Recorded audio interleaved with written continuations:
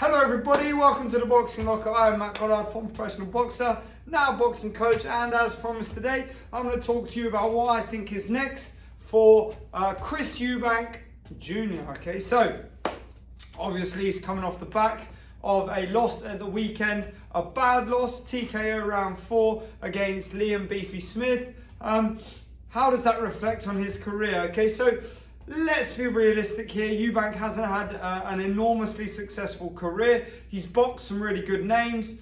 When he's really stepped up, he's kind of fell short of the mark.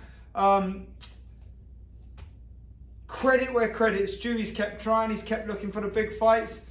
What do I think the problem is? I think first and foremost the problem is a lack of a singular coach. He has to have that one element in his career that's kind of stable and consistent, and it hasn't really happened. You know, he's, whether it's a case of arrogance or ego or external influences impacting him, I'm not sure what it is entirely because I don't know the guy on a personal level, but you know, he seems to have bounced from kind of trainer influencing kind of voices coming into the camp and kind of giving him information and telling him to do certain things, you know, and now he's sort of springboarded to Roy Jones Jr. and that's a weird one because first and foremost, Roy Jones Jr., although being probably one of the most naturally talented boxers in the history of the sport, if not the most naturally talented and athletic,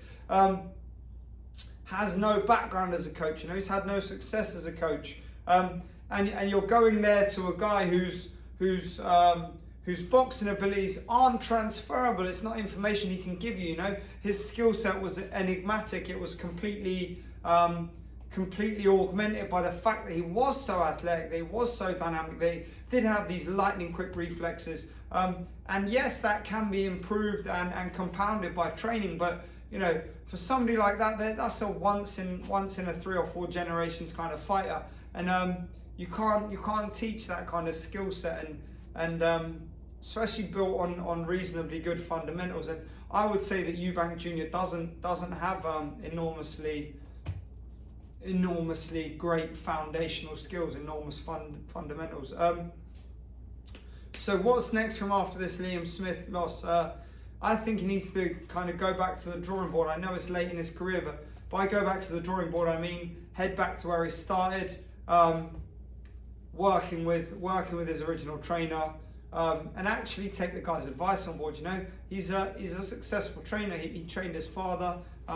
He's got years and years in the business, years and years with the sport. He knows what he's talking about down in Brighton, and he just needs to stick with him, take his advice, and give him some time out of the boxing ring. You know, give him a good year's worth of boxing to kind of have an impact with that training, to build up better habits, to kind of get him in a position to be stronger in the fight. Obviously he was doing okay against Smith, but I think what we were seeing as the fight was progressing was that Beefy's boxing ability was probably outshining Eubank's, and as the fight continued to progress, I think that was only going to get worse. With regards to Eubank's training, I think he needs to focus more on simple bits, you know, the simple defense, establishing a jab, a more frequent, more effective jab, making punches miss and countering, and then moving laterally.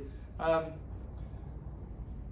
think he needs to get away from Roy Jones. I think he needs to dedicate himself to training, and I think he needs to move up in weight. Let's be real, that weight cut to get to Conor Ben and then not really rising back through the weight and bringing himself back down again means that his body hasn't ever really rejuvenated. I think it hasn't had an opportunity to recover and replenish itself, and I think that's going to have a really big impact on the guy. You know, dehydrating himself to get to that weight, and it takes an enormous amount of time to rehydrate accurately and correctly to the point where you're at your optimal performance. You know, and I think at his age as well, you know, I believe he's 33, but anyway, he's in his 30s.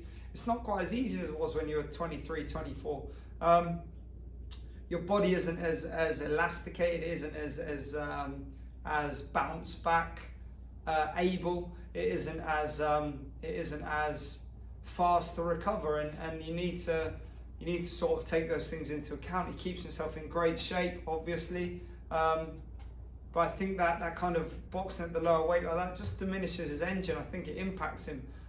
What I want to see is him moving up to 168 and trying to box there. Is there opportunities there for him? There's good names. Will he be of interest to them? I don't know. On a British level, yes. European level, yes. World level, probably not. But if he gets a couple of good wins under his belt in a year or so's time, then all of a sudden he's looking at having a chance at the Canelo fight, for example, or the winner of Plant Benavidez, these kind of names, which would be great for him and would bring in plenty of money, be good for his legacy, be good for his name. So there we have it, guys. That's what I think is next for Chris Eubank Jr. I think he needs to make some changes to his attitude, to his coaching, and to his weight. And I think that will benefit him dramatically in the long run. So there we have it. Let me know your thoughts. I'd be interested to know what you guys think about Chris, his performance, all of those kind of things, what you think is next for him, and we'll discuss in the comments. Don't forget to like, subscribe, share, all that good stuff, and have a great day. Cheers, guys.